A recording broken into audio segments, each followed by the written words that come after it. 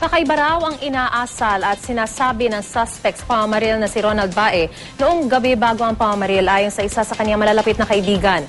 Galit at lungkot naman ang namamayani sa kaanak ng mga biktimang hindi pa rin matanggap ang trahedya. Ang mainit na balita hatid ni Rida Reyes.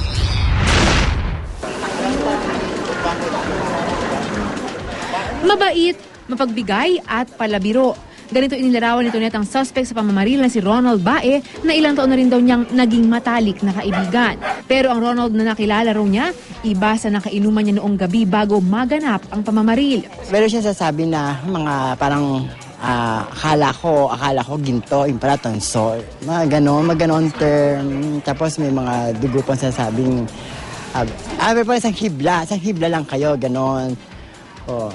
Tapos yung mga, yung parang ng dugo, ganon. Sabi ko, para ito naman, New Year naman hayaan mo na, pass, sabi kong ganon. Tapos sabi niya, wala, parang galit ako. Sabi niya, para mag-CR lang ako, ganyan. Pagkatapos, karipas na akong takbo.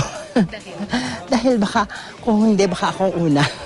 Kinabukasan, naganap na nga ang pamamaril na kumitil sa buhay ng 7 tao. Ang gunman napatay rin matapos makipagbarilan sa mga pulis. Si Edmund, sinisisi ang sarili dahil di na ipagtanggol ang asawang si Ria, pati ang 4 taong gulang na anak na si John Molina.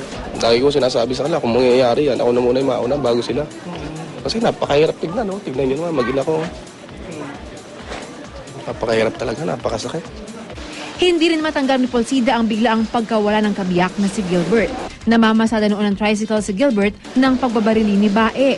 Isang bala ang tumama sa hita habang isa naman sa likod na tumagos sa puso. Pinatid niya ako sa trabaho. Hapon. Yun ang sama namin dalawa. Wala lang.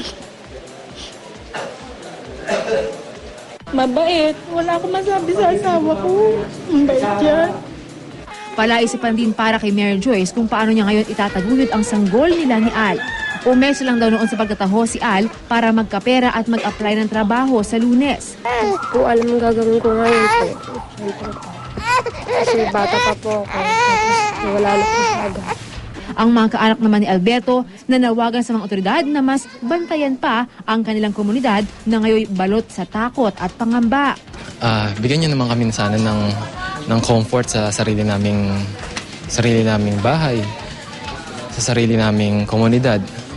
Bigyan niyo po sana kami ng tiwala para sa inyo. Ramdam naman sa mukha ni Lola Ameolina ang magkahalong galit at pighati dahil sa pagkakadamay ng 3 apong magkakapatid. 2 sa mga ito sugatan at ginagamot pa sa ospital. Habang ang panganay sa kanilang si Micaela, di pinalad na makaligtas matapos mabaril sa dibdib. Masakit po. Masakit po talaga. Bakit ginawa niya? Wala naman kami mga kasalanan sa kanya.